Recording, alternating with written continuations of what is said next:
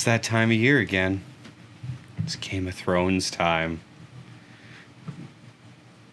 No, that's the Harry Potter Jesus. one.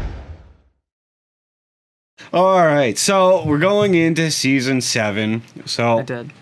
before we go back into this, we figured it'd be a good time to touch base, ease our way back into it. Just the tip first. Just the tip. There's nothing wrong with just the tip. It's innocent. It's playful. Aren't you so glad we're partners? He's leading this video, and it's not starting off very well. So, like I said, we're going into season 7, and we just want to recap where we left off.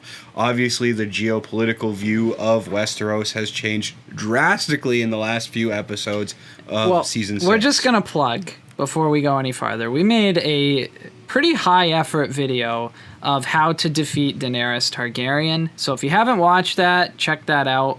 It's one of our most viewed videos, just to get where we're coming from on her whole plot line. Which could be changing drastically in the near future. Where we left off with season 6 is we're looking at Jon Snow first and foremost. Went from the bastard, completely illegitimate, gone to the wall. Now suddenly he's king of the North. He is legitimately the heir apparent to the entire throne of Westeros. And now he has the wildlings, the entirety of the North, possible allies being the Tullys and the Aarons. So we could be looking at a very strong play here. You also got to look at most of his family's dead. And Rickon dies in the last episode, second to last episode. He took an arrow in the face. Yeah. Or the back, whatever. The back.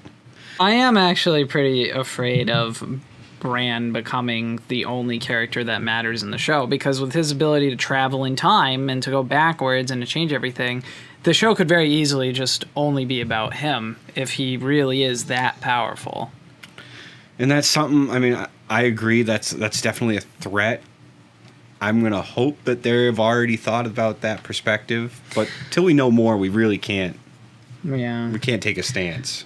Well, okay, so we got Jon Snow, who's powerful. He has the Knights of the Vale, allegedly, but you can't really trust Littlefinger. And that's why they're listed as possible allies. Right, but if he does have them, just for theorizing's sake, if he were to fight Daenerys, I think it's possible for him to hold against her, especially because he's so high up in the north and it's so, the climate is becoming more and more harsh winter. It's going to be difficult for those dragons to perform. And you got to look at it. Now, this is all hypothetical because the only ally he has concretely right now is the remnants of the wildlings outside of his northern host.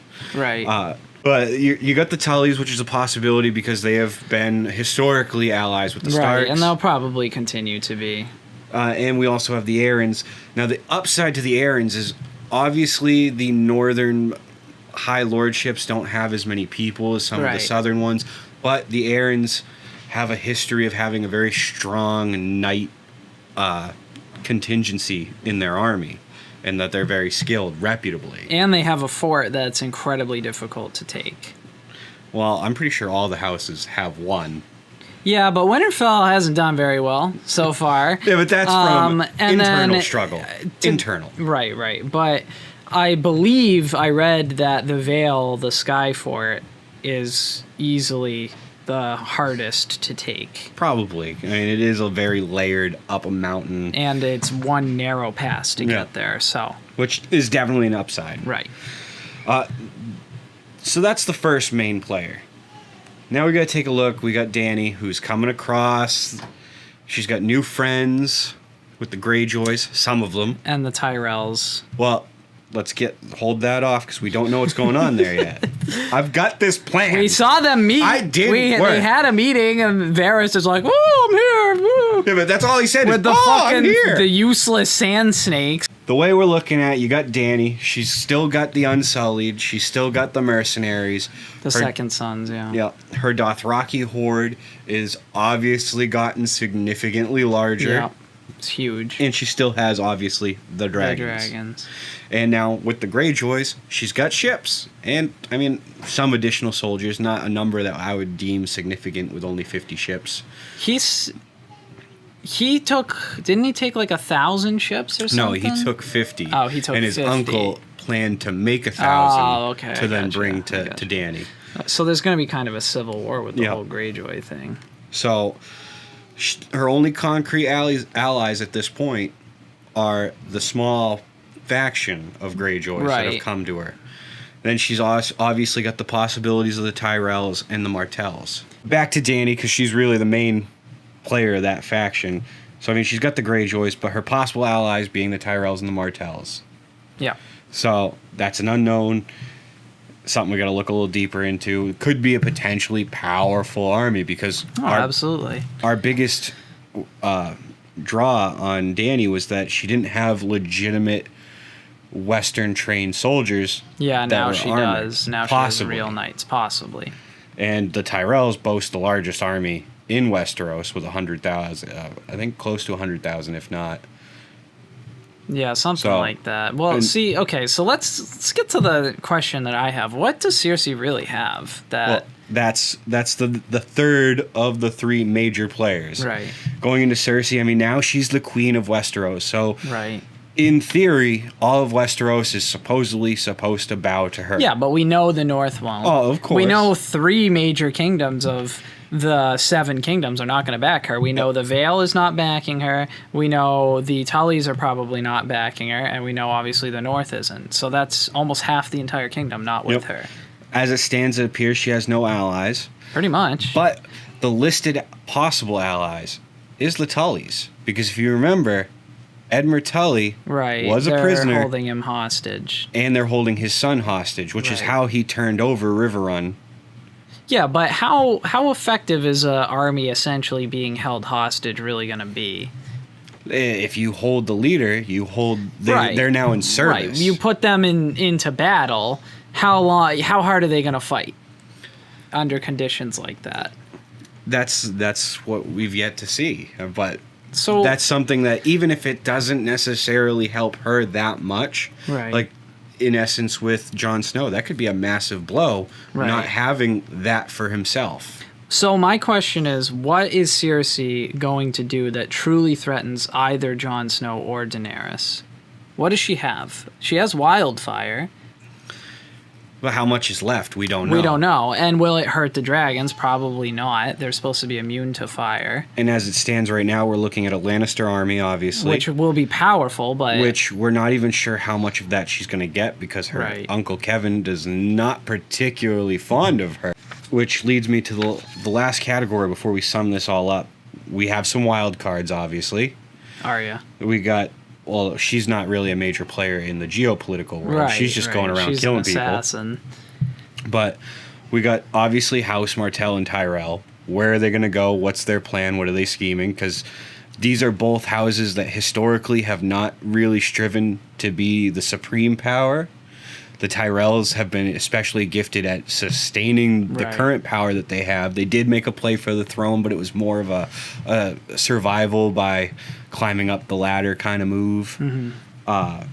So neither one of them have ever been the forefront of trying to achieve leadership.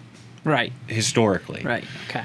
And then we got the Tullys, which, as I said... are hostages. Yeah, possibly, but could possibly return to their northern allies. And then you got the Baratheons, which the house is in utter chaos. All the major heads of it are dead. Yeah, they don't have any... Are still, I believe, 2 remaining bastards. Obviously, I can't remember his name. Away. Gendry? No, Gendry. Gendry? Is it Gendry? I think the rowboat man? And I don't believe they ever addressed what happened to Robert's legitimate bastard that was living in Storm's End. Legitimate bastard. He was a little bastard from a highborn lady. All right. So, yeah, that's an interesting factor. And then obviously the last wild card before you get into it. Arya. No.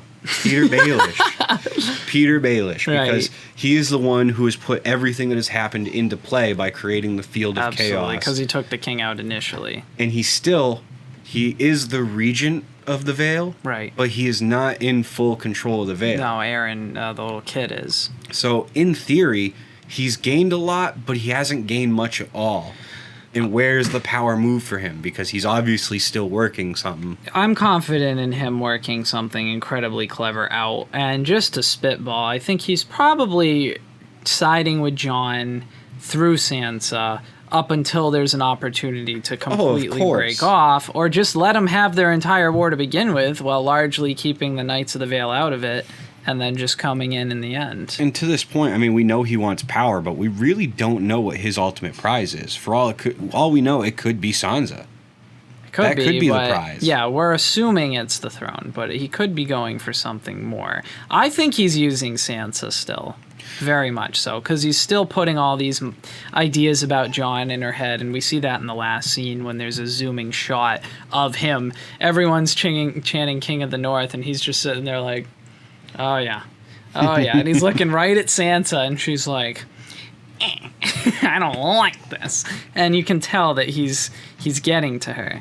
You can tell. You can. There. So I think there's going to be something big, but I've learned that trying to predict shit in Game of Thrones is futile. And honestly, what I'm most interested in seeing is I want to see Jon Snow first and foremost find out his real origin, because he probably will this season. And that's the true game changer, because Daenerys obviously potentially is in a point of real power with the Tyrells, the Martells, absolutely. possibly the Dragons, the Dothraki. It's leading up to she might militarily be the strongest piece on the board. But if she's going around, most of her power is based off her idea that she is the true born heir. And to find out Rhaegar has a son, who would have thought that the boy who's been treated as a bastard turns out to be the most legitimate highborn in play. Well, the big question, too, is will Jon ally with Daenerys when they finally meet? Because if they don't, then Daenerys is probably in trouble, because she's going to be in a three-way war. If they do, I don't see Cersei being able to withstand anything. And my theory, too, I mean, even if the Tyrells, especially with the Tyrells, and the Martells, really, I mean, they both kind of line up.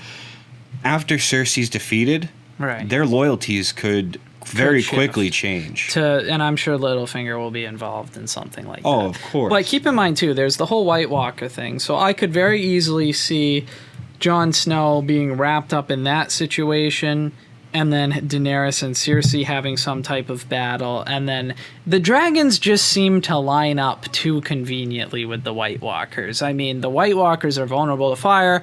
What things are really usable that belt out a ton of fire?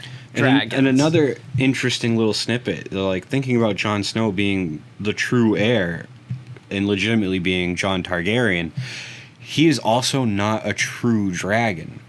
Because you see, obviously, Dany's been burned and it doesn't do anything to her. Right. But when Jon fights the risen dead to save the bear early on, he gets burnt. Right. He burns his hand. He's not the same. So he is Targaryen blood, but he is not He is a not dragon. the unburnt.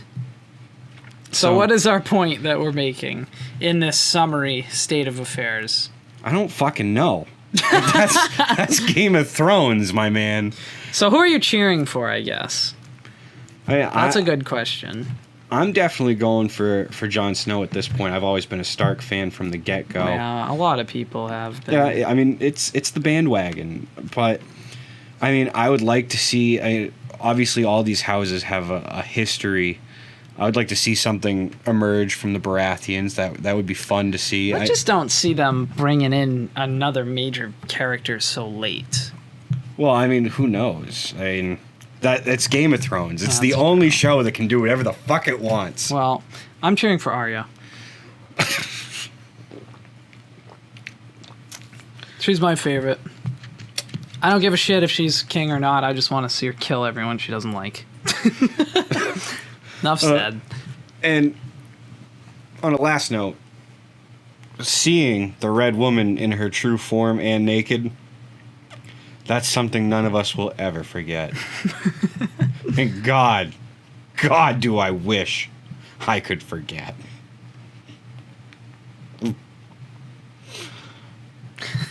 Wasn't And that scene. bad, Jesus. All right.